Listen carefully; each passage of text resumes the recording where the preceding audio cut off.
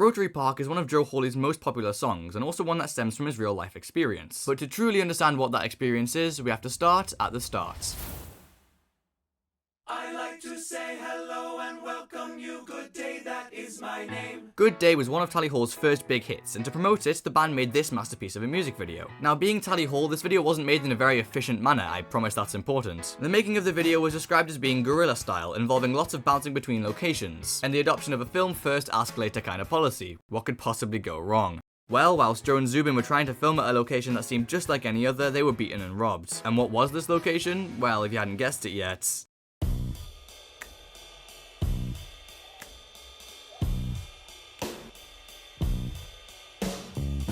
Clearly this incident stuck with Joe because he ended up dedicating an entire song to the event on Joe Hawley made in collaboration with Zubin. And so without further ado, let's assess the trauma-ridden masterpiece that is Rotary Park.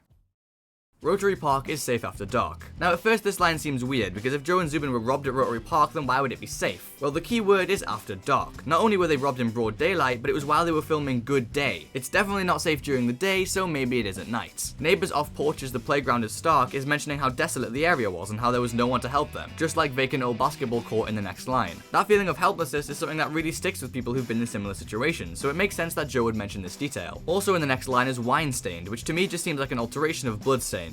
So to summarize in this first part, Joe is telling us where they were beaten, an old, empty, blood-stained court. Now I originally thought that don't mind the stories of triumphs and glories was Joe simply warning us that anything good we hear about Rotary Park isn't true, but after looking again, I'm pretty sure he's just being ironic. The triumphs and glories are actually the muggings or the robbings, and just like Rotary Park is the jam after dark, Joe's taking the piss. Be Leave and Decide, Stay and Be Blind is talking about the two possibilities of being in Rotary Park. Option 1 is to leave and be able to decide things for yourself and stay in control, and option 2 is to stay in the park and not be able to make that choice. After all, it's not like Joe and Zubin wanted to be robbed, and if they could have stopped it, I'm sure they would have. And also Be Blind could be in reference to Zubin's black eye after the altercation.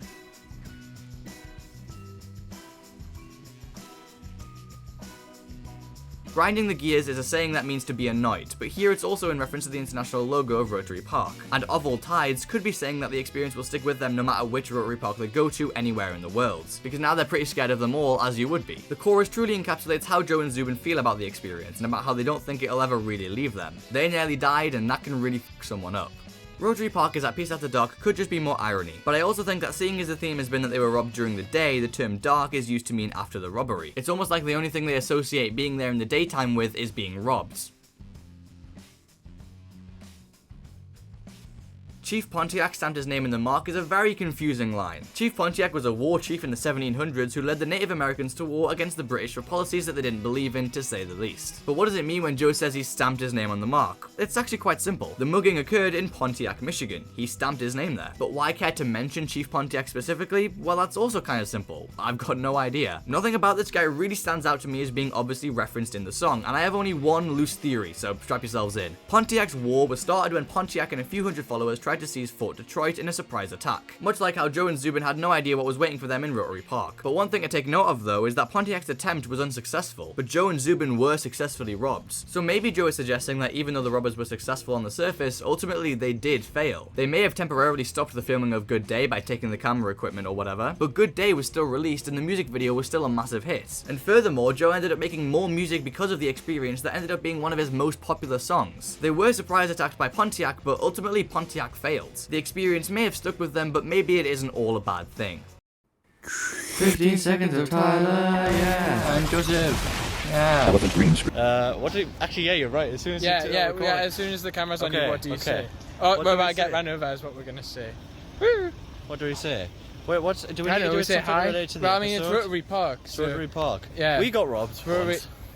15 seconds of Tyla, yeah. If you interpret repose as saying death, kind of like the use of wine stained earlier, then twilight attuned to a creeping repose could be talking about how the twilight at Rotary Park is used to seeing death. This wouldn't make too much sense though, because the idea so far has been that Rotary Park is dangerous during the day, not night. So alternatively, you could interpret repose the same as tranquil or peaceful, again reiterating that Rotary Park is safe after dark. And as for Don't Mind the Lion Here Dreaming of Zion, Zion is a term used to refer to Jerusalem or heaven. But why is a lion dreaming of it? Well, the only thing that humans have ever really used lions for is as a circus animal or in a zoo. But the very idea of a domesticated lion goes against what lions are meant to represent. Courage, power, freedom, etc. all taken away and used as a prop. Maybe the heaven that this lion is dreaming of is simply one where it is free, and Joe and Zubin are the same. And if you aren't convinced, this idea is brought up later in the song, so I'll let you know when. I also want to mention that the line Rotary Park is ablaze after dark doesn't make any sense, as like I said earlier, the whole idea is that Rotary Park is safe after dark. On top of this, the next line calls Rotary Park swell after dark, with swell traditionally meaning goods, so I've got no idea why it was so briefly ablaze, but I blame the lion. Coveting woes and bureaucracy throes is also a very busy line. For starters, coveting means to greed or yearn, and woes are problems or saddenings. So whatever or whoever Joe is talking about is longing for problems. Following this, bureaucracy is a form of government where the decisions are not made by publicly elected members, but rather state officials. And a throe is a very intense pain that you tend to get during death, grief, or similarly traumatizing events. So yeah, I wasn't kidding when I said it was a busy line. I'm pretty sure that coveting woes is just talking about Rotary Park, but bureaucracy throes is just too specific. And also, is this line trying to criticize bureaucracy by saying that it leads to suffering, or is it talking about bureaucracy itself suffering? Bureaucracy throws or bureaucracy throws? Who the hell knows? My bet is that he's not saying the robbery was because of bureaucracy, but maybe that it did nothing to help. I have no idea if the guys that robbed him and Zubin were caught. Maybe they weren't, and if they were, then maybe Joe doesn't think that their punishment was harsh enough. And maybe Joe sees that as a problem with the American government, or maybe he just liked the words. Blood on the Psyche, I think, could be talking about both of the parties involved. Joe and Zubin are the pair on trial and are worried about being hurt, so they have blood on their mind. And the four people who robbed them could have also been thinking about hurting them with blood on their mind too, and chances are it was both. Now believe it or not, Victory Earrings Not Sponsored by Nike is actually one of my favorite lines of this song, and I'm expecting that you thought of Nike the shoe brand before you thought of the deity, so we'll start with that. The robbers were apparently wearing some lovely Nike sneakers, perhaps Nike Airs, and Joe is making a joke about how what they did sure as hell wouldn't get them sponsored. As well as this, Nike is the Greek goddess of victory, and Joe is joking about how this Nike also wouldn't condone the situation, because it sure as hell wasn't a victory for Joe or Zubin. The purple potato-faced comrade mentioned next is Zubin, because like I said before, he got a black eye. And while there are definitely more flattering ways of saying that, that's apparently the one that Joe went with. And as for the ascends part, we'll get to that soon. Vultures encircle abandoned amends is Joe's way of saying that from the start, they were easy targets. Vultures are known for not killing their prey when it's strong, but rather finding prey that it knows will die anyways and circling it until it does. Vultures literally encircle abandoned amends. And in this case, the vultures are the robbers and the abandoned amends are Joe and Zubin. Joe might also be calling him and Zubin abandoned amends because the rest of Tally Hall wasn't with them, and chances are they wouldn't have been robbed in a group of 5.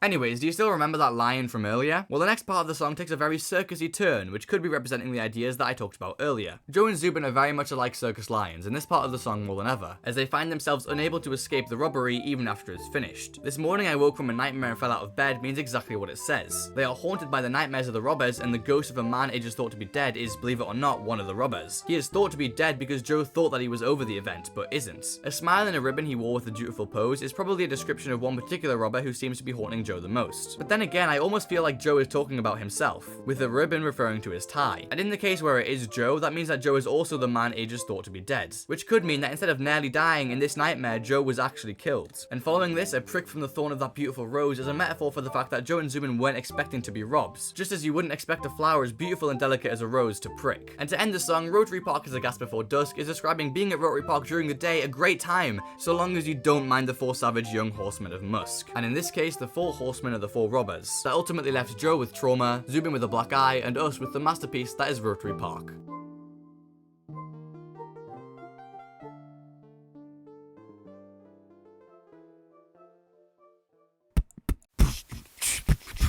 Tally ball.